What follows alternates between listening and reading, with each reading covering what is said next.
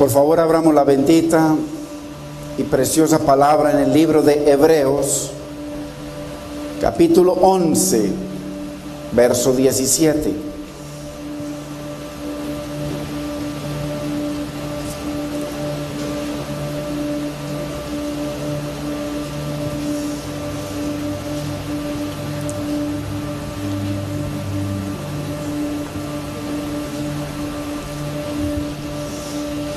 Y leemos en el nombre del Padre, de nuestro amado Señor y Salvador Jesucristo y de su Santo Espíritu. Por la fe Abraham, cuando fue probado, ofreció a Isaac, y el que había recibido las promesas ofrecía a su unigénito, habiéndosele dicho: en Isaac te será llamada descendencia, pensando que Dios es poderoso para levantarlo aún de entre los muertos, de donde en sentido figurado también le volvió a recibir. Padre, te damos gracias en este día, mi Señor. Glorifícate en tu palabra, mi Señor. Háblanos, trae entendimiento a nuestros corazones, Señor, que podamos, Dios mío, recibir tu palabra y vivir conforme a ella. Te damos gracias, Padre, te bendecimos, Espíritu Santo, en el nombre de Cristo Jesús. Amén, Señor. Amén. Gloria a Dios.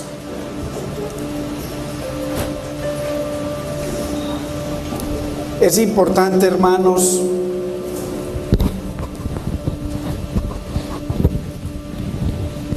que entendamos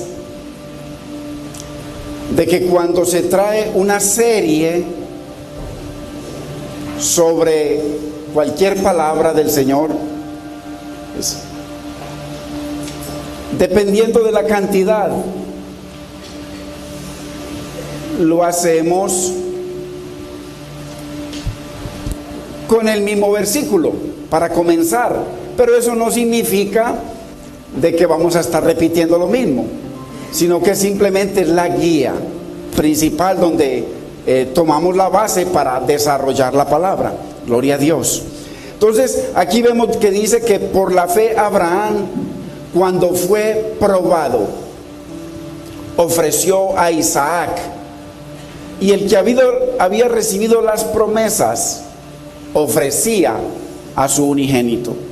Entonces, estamos viendo la prueba que nos lleva a la fe que salva. Vimos que hay dos tipos de fe: una fe para creerle a Dios por cosas y que Dios sigue operando, sigue sanando, sigue proveyendo, sigue restaurando. El Señor sigue haciendo todo tipo de maravillas en nuestras vidas, pero la más importante es la otra fe, la fe que salva. La fe que cuando Dios lo mira a usted, Dios ve a Cristo y tiene contentamiento con su vida, porque el propósito de Dios es que usted y yo nos parezcamos a Cristo. Entonces, es importante que estamos desarrollando esta palabra sobre la prueba de Dios y entender de que Dios es el diseñador de la prueba. Entender que Dios usa diferentes circunstancias y situaciones para medir nuestra fidelidad y amor hacia Él y hacia su obra. Entonces, y hermanos, también es importante entender que si somos hijos, la Biblia dice en Hebreos 12 que Dios a sus hijos que ama disciplina. Y cuando usted va a buscar en un diccionario lo que es la disciplina, dice que es un orden.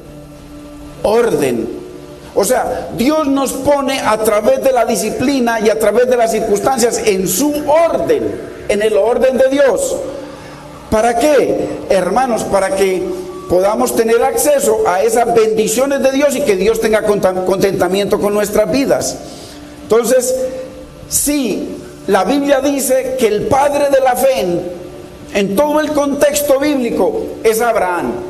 Y si Abraham, el padre de la fe, fue probado, hermano, con toda seguridad que usted y yo vamos a estar probados constantemente por Dios, examinados. Entonces, entender que Dios nos pesa en balanza, nos examina también para medir nuestra adoración. Porque acuérdese que dice que en aquel momento, cuando nos presentemos todos allá, vendrán unos y le dirán: Señor, Señor. Y el Señor dice que los va a rechazar. ¿Por qué? Porque no adoraron a Dios como debían adorarlo. Entonces el Señor por allá también nos dice, a través en Juan 4, nos dice que Dios está buscando verdaderos adoradores. O sea, no gente que adore, sino gente que adore conforme a la verdad o a la palabra de Dios. Y por supuesto, conforme adoró su Hijo en la carne, Jesucristo. También vimos de que Dios mostrará, a través de la prueba que Dios permita y diseñe para su vida y para la mía, mostrará qué tan volátil puede ser nuestra fe. Porque mire que a veces estamos como permaneciendo en el Señor, en ese primer amor, buscando del Señor, buscando su gracia, y de un momento a otro las circunstancias nos mueven el piso, hermano, se lo mueven a usted y por supuesto que me lo mueven a mí. Entonces, en ese mover, en ese cuando Dios mueve la mata, y la mata somos usted y yo, cuando Dios, entonces Él va a ver qué es lo que cae y qué es lo que sale, qué fruto sale de esa boca. Entonces Dios usa la prueba también para medir nuestra fidelidad y qué tan volátil es la fe, o sea, o también en qué está puesta nuestra fe. Porque Dios dice que nosotros ya no vivimos por vista, por lo que nos está pasando, lo estamos viendo, lo estamos sufriendo, sino por fe, por lo que Dios ha prometido.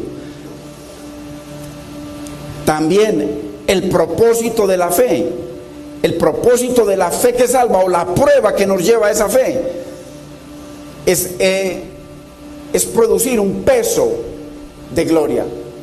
Dice que esta leve tribulación momentánea, la prueba tiene diferentes características, y una de las características es que la prueba es momentánea.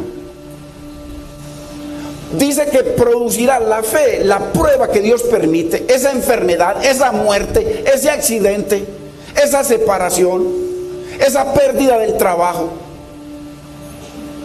Cosas que Dios sabe en qué está puesto nuestro corazón, en qué está puesta nuestra mente, en qué pensamos todo el día. Dice que donde esté tu tesoro, ahí estará tu corazón. Y Dios lo que ataca es nuestro tesoro. Así que si usted tiene algún tesoro por ahí, si su tesoro es una persona y no Dios, Dios lo va a atacar por ahí. Si su tesoro es un trabajo y no Dios, Dios va a formar su prueba por ahí. Si su tesoro son sus hijos y no Dios, Dios sabe cómo debilitarnos para ponernos en su orden.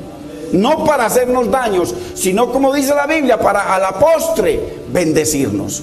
Entonces Dios produce, dice que esa tribulación momentánea produce en nosotros un cada vez y más, dice, eterno peso de gloria. Hermano, porque hay mucha gente que pesamos a religión. Usted ve, hermano, de versículo en versículo, y nos encontramos con la gente y le sacamos versículos y tanta cosa, y nos viene la prueba. ¿Será que Dios la halló en alabanza, honra y gloria?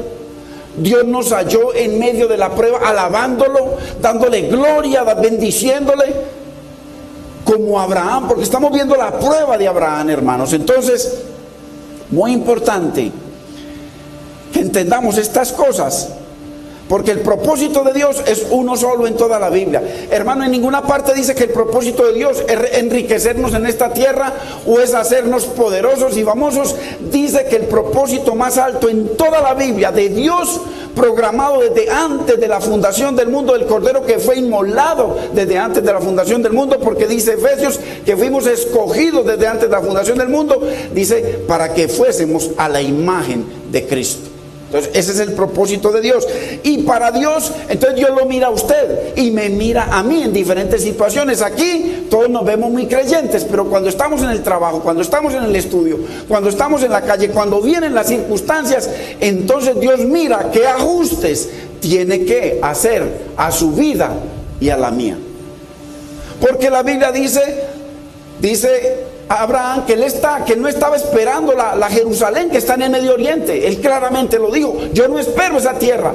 Dice que Abraham esperaba la Jerusalén, cuyo arquitecto y constructor es Dios. Y Dios está construyendo. Dice que el Señor se fue a preparar, a construir morada para nosotros.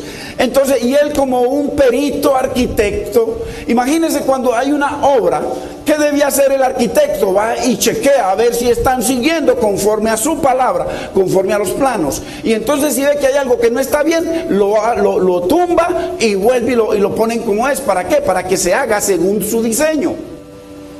El diseño que usted y yo tenemos para parecernos es Cristo. Entonces Dios tiene que estar haciendo ajustes a su vida y a mi vida para que lo cojo no se salga del camino y nos mantengamos en el que es el camino, el que es la verdad y el que nos lleva también a la vida. Entonces, ¿con qué propósito Dios hace esos ajustes?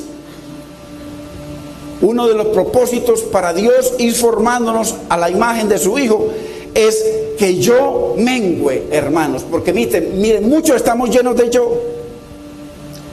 La mentira mengüe, el egoísmo mengüe, la falta de perdón, las raíces de amargura, hermano, la vanidad, tantas cosas. Para eso Dios tiene que hacer ajustes, porque Él está buscando verdaderos adoradores, hermano. Y créame que hay mucha gente que decimos que vamos a estar allá, hermano, llenos de egoísmo, llenos de idolatría, llenos de cosas, hermano, y nos creemos hijos de Dios. Entonces, gloria a Dios. Si Dios comenzó una obra con usted y comenzó una obra conmigo, Él promete que la va a terminar. Pero es importante que el Señor esté haciendo ajustes. Ajustes. ¿Para qué? Para producir en usted y en mí el carácter de Cristo, hermanos.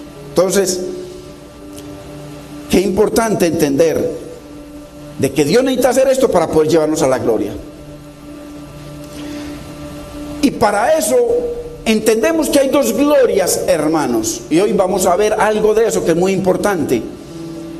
Hay dos glorias de las que hablaba Cristo. Porque Dios dice que Él envió a Cristo para llevarnos a la gloria. Pero el Señor Jesucristo habla en Juan 13 de dos glorias. Y en Juan 17 también habla de glorias.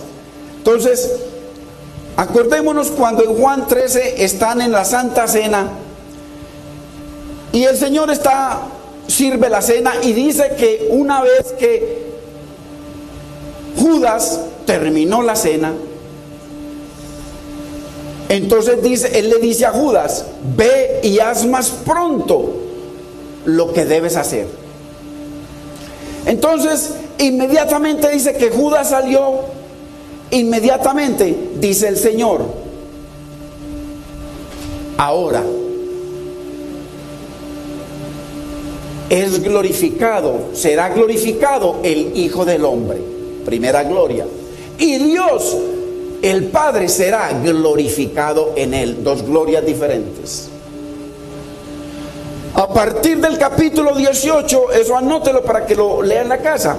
Del 18 y el 19 vemos cuál fue la gloria de Cristo y cuál fue la gloria que el Padre recibió.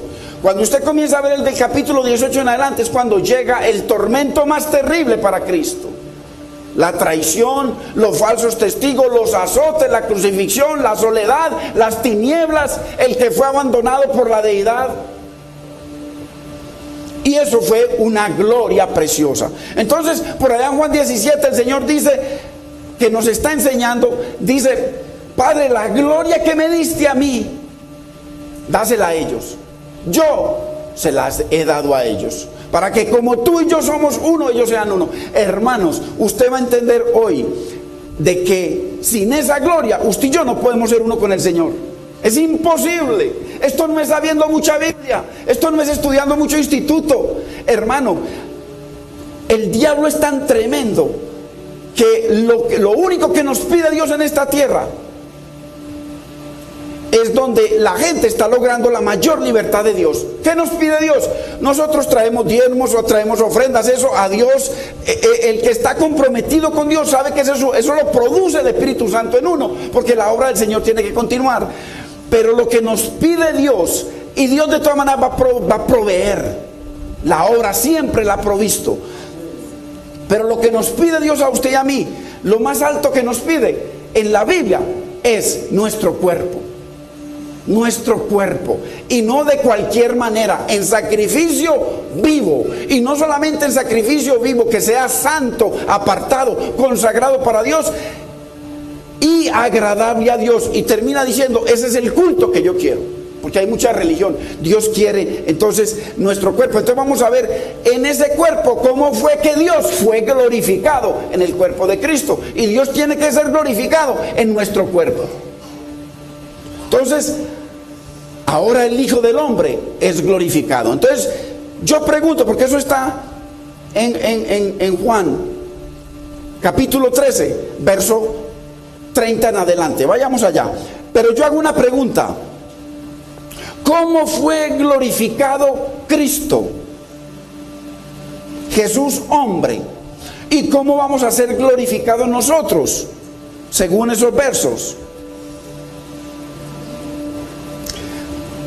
Hermanos, Cristo fue glorificado, llevado a la gloria, restaurado a la gloria por resucitar muertos o por hacer milagros y sanidades en la tierra. Ya le muestro que nada de eso tuvo que ver con que Él fuera glorificado, nada. ¿Por qué? Porque a esos a los que más se inclina mucha gente hoy en día, a buscar el milagro, a buscar el poder, a buscar que, hermanos, que vean hermanos, pongan atención, por favor. La que está cayendo escarcha de oro, y que la gloria de Dios está cayendo. Enseguida va a entender ustedes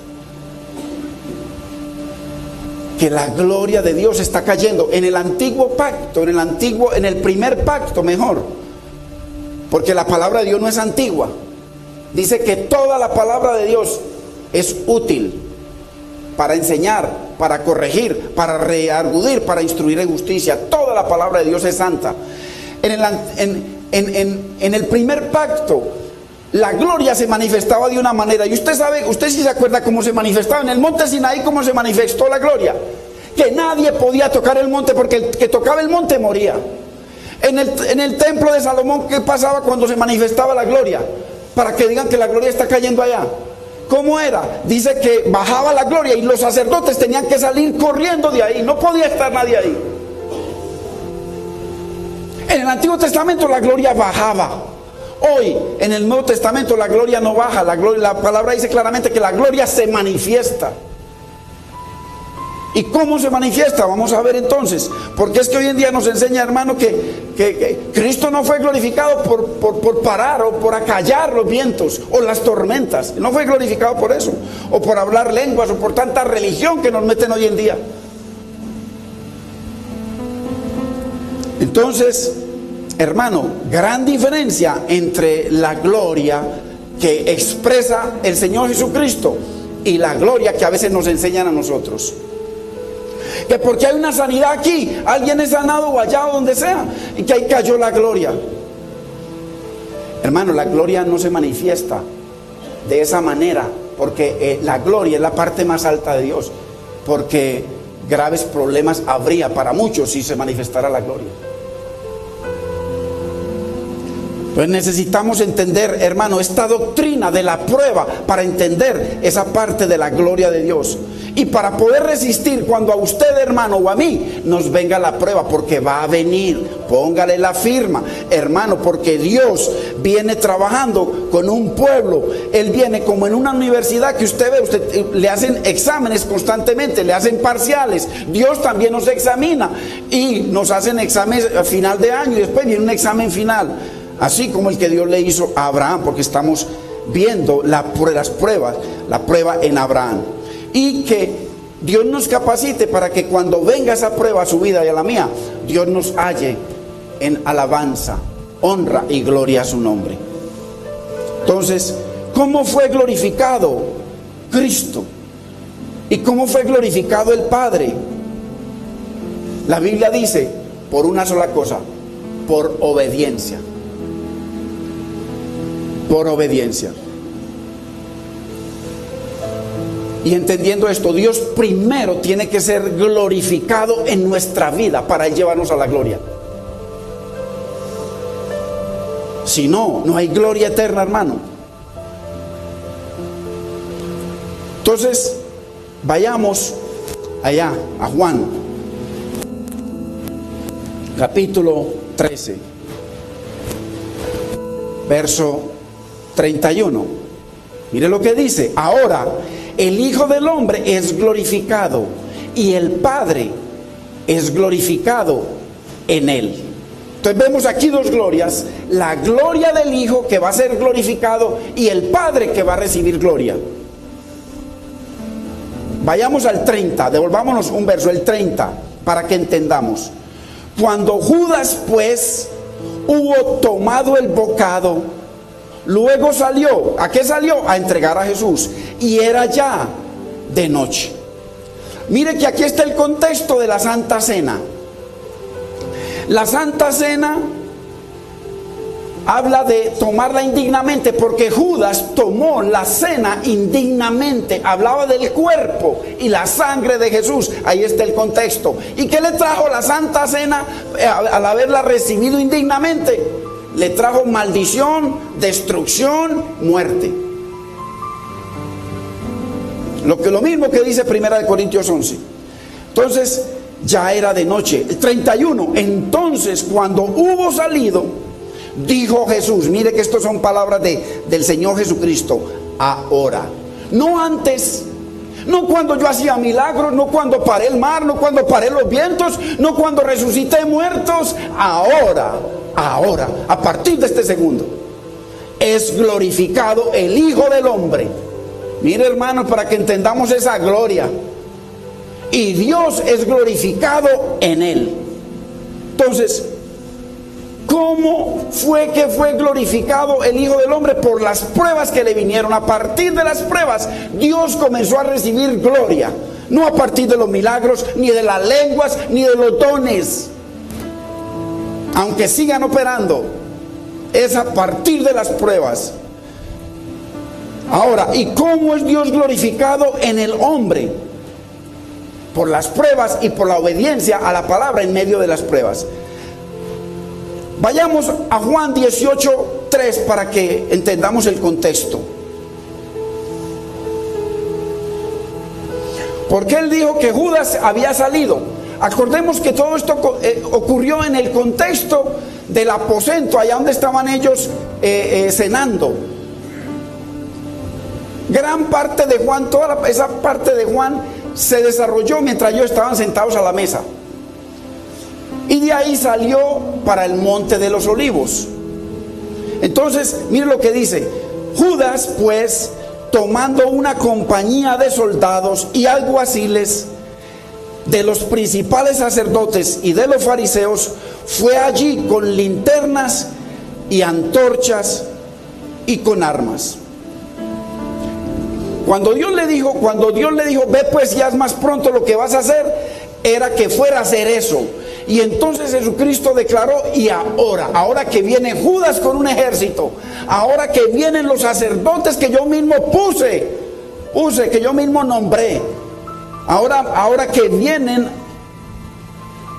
a maltratarme, que vienen a azotarme, ahora que vienen a querer destruirme, ahora que vienen a levantar falsos testimonios contra mí. ¿Contra quiénes? ¿Acaso han levantado falsos testimonios contra ustedes? Dios es glorificado en ellos, pero ¿qué sale de su boca y de la mía? Ahora que van a crucificarme, ahora es glorificado el Hijo del Hombre. Y ahora es que mi Padre va a recibir gloria de mí a partir de ese instante. Y si no lo cree, hermanos, vamos entonces a Juan 17:4. Necesitamos entender la palabra, hermanos. Por eso a veces no nos quedamos en una sola, porque hay gente que le gustan las prédicas. Viene y cada que viene te encuentra una prédica diferente.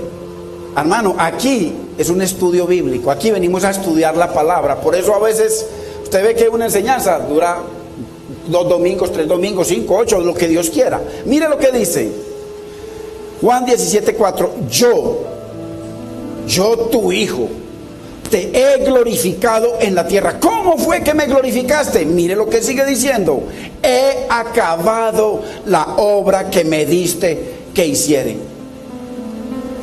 ¿Cuál fue la obra que el Señor recibió desde antes de la fundación del mundo? O sea, Padre, yo he hecho mi parte del pacto que hicimos allá antes de la fundación del mundo, según Apocalipsis 13:5, que dice que el cordero que fue inmolado antes de la fundación del mundo, allá, ese pacto que hicimos, yo ya cumplí mi parte, Padre, ahora cumple la tuya.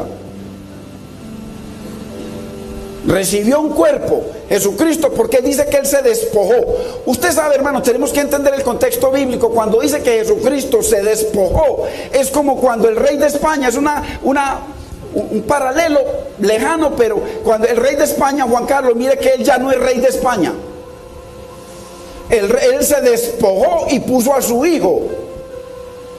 Felipe lo puso como rey. O sea que hoy en día, ante las naciones y ante los españoles, el rey de España es Felipe. El otro se despojó, ya no es rey. Jesucristo se despojó y vino y tomó un cuerpo, aunque la plenitud de la deidad estaba en Él.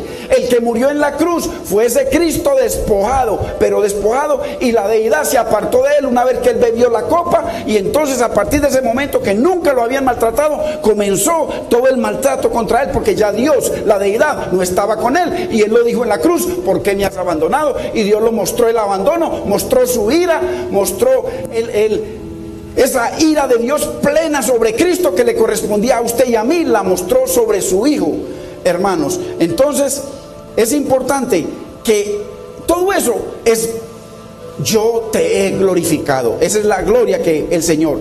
Vayamos al 5, verso 5, ahí mismo. O sea, yo ya he hecho mi parte, y mire lo que le dice en el 5: ahora pues, Padre, o sea, ahora que yo he hecho mi parte, que he acabado la obra que me diste que hiciese, ahora te toca a ti. Glorifícame tú al lado tuyo. ¿Y cómo fue, hermano, que Dios glorificó a su Hijo y recibió gloria de su Hijo? En los capítulos 18 y 19, ahí muestra cómo fue cuando Él le pidió: Padre, glorifícame. ¿Y cómo empezó Dios a glorificarlo, hermano? Inmediatamente, lo primero que hizo Dios para glorificar a su Hijo, lo primero que hizo después de que Él bebió la copa en Getsemaní, la copa de los pecados, no fue antes. Desde ese instante fue que Dios se apartó de Él. Hasta ese momento trataron de apedrearlo, lo llevaban al monte por allá para tirarlo no pudieron hacer nada. Él sobrenaturalmente se desaparecía. ¿Por qué? Porque el Padre todavía estaba con él, la deidad. A partir de ese momento, Él quedó solo y comenzó a ser glorificado. Él en su dolor, en su traición, en su soledad, hermanos, y comenzó a recibir gloria al Padre, porque la gloria más alta de Cristo está en la cruz. El trono y la corona de Cristo están en la cruz, hermano, no en los milagros, como dicen por ahí algunos.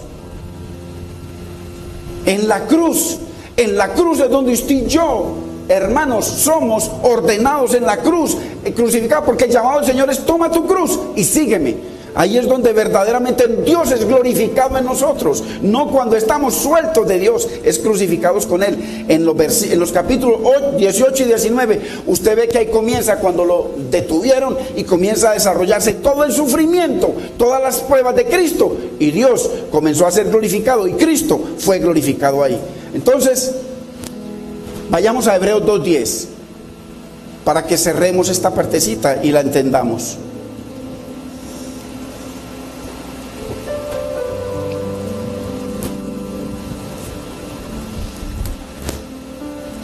Dice: porque convenía a Dios.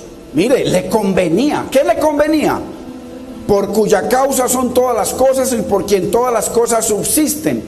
Mire, que habiendo de llevar muchos hijos a la gloria, perfeccionarse por milagros, por dones, por riquezas.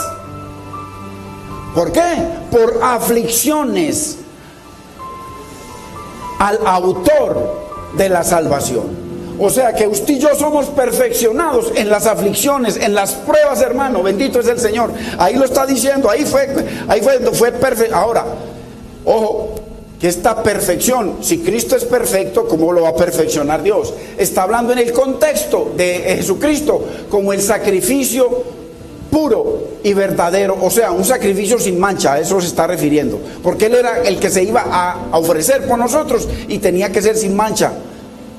Entonces, qué tremendo, hermanos. ¿Cómo es que somos perfeccionados? Ahí lo acabo de decir, porque convenía al Creador del universo, hermano, perfeccionar a su Hijo, a Jesucristo, en las aflicciones. Usted y yo somos perfeccionados a través de las aflicciones, hermanos, a través de las pruebas.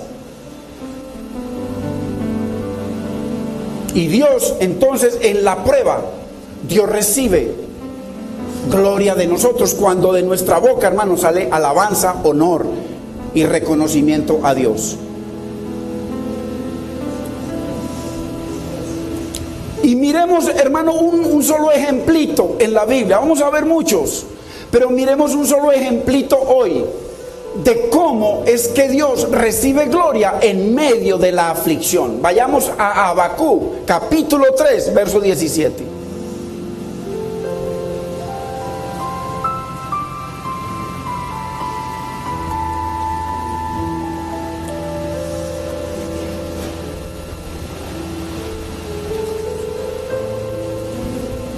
Ojo, porque hay gente que sufre esto mismo de Habacuc, pero Dios no recibe gloria.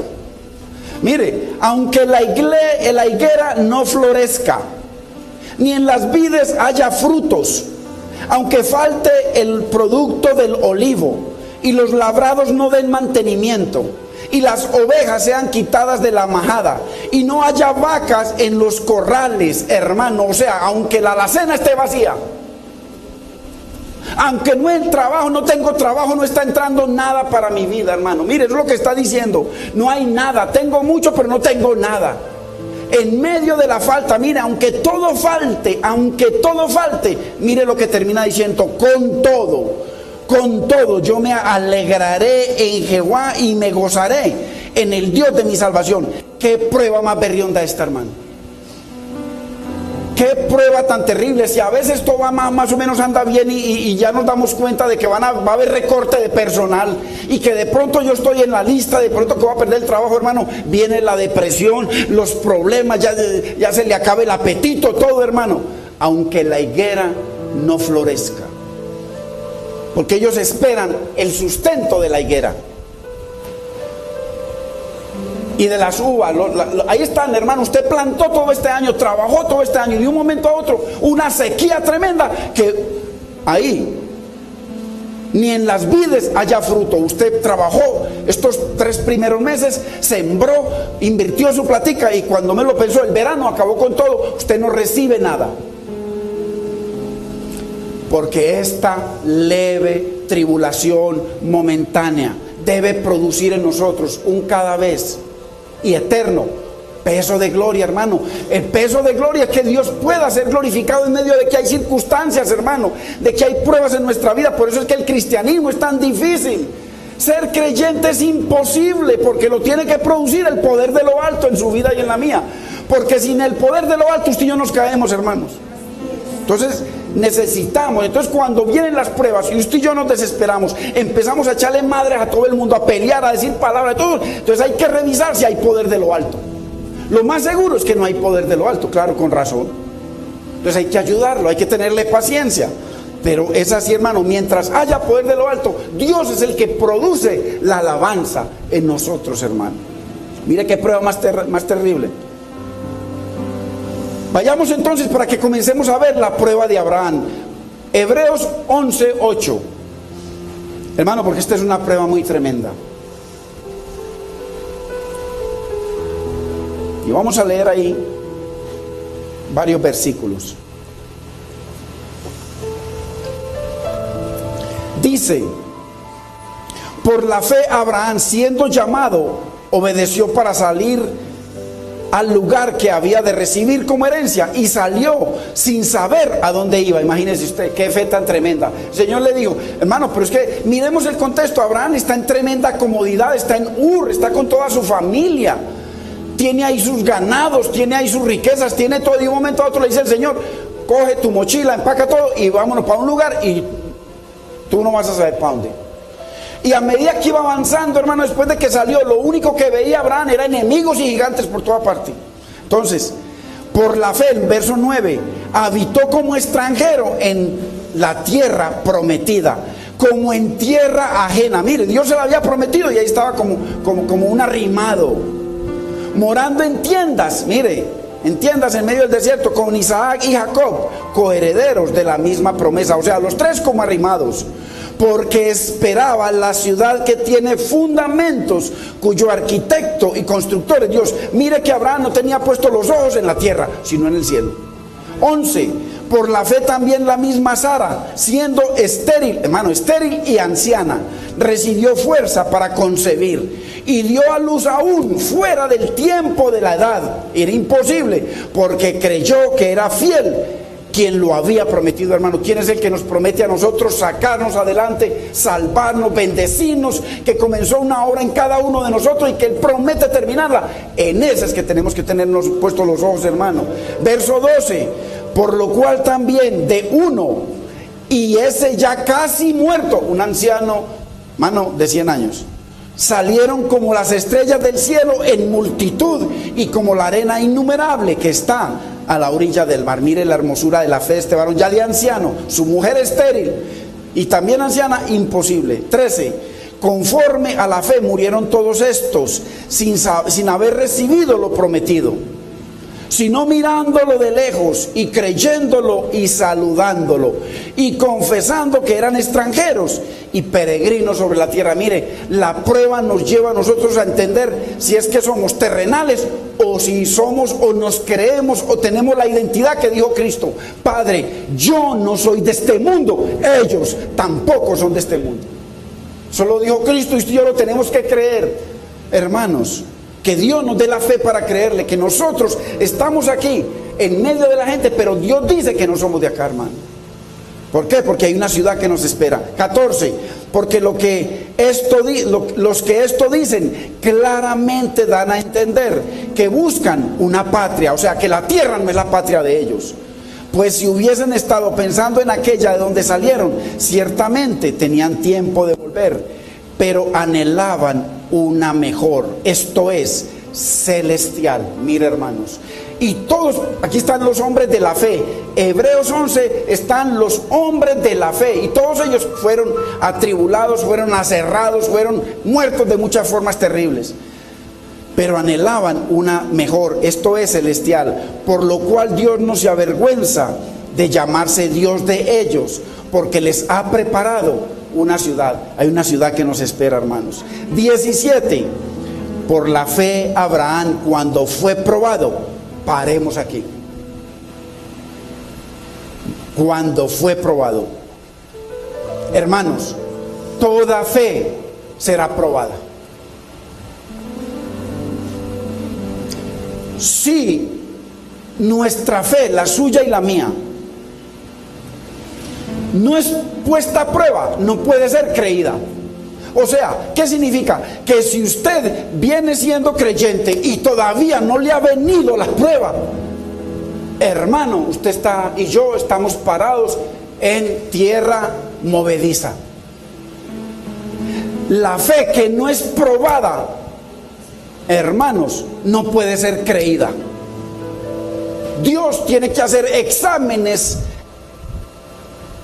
cada hermano parciales y finales para probar nuestra fe, y ya se lo demuestro por la palabra. Si nuestra fe no puede ser puesta a prueba, no puede ser probada, hermanos, hasta ese momento realmente no hay seguridad de nuestra estabilidad en el Señor, porque cuando venga la prueba, la mayoría de la gente se va.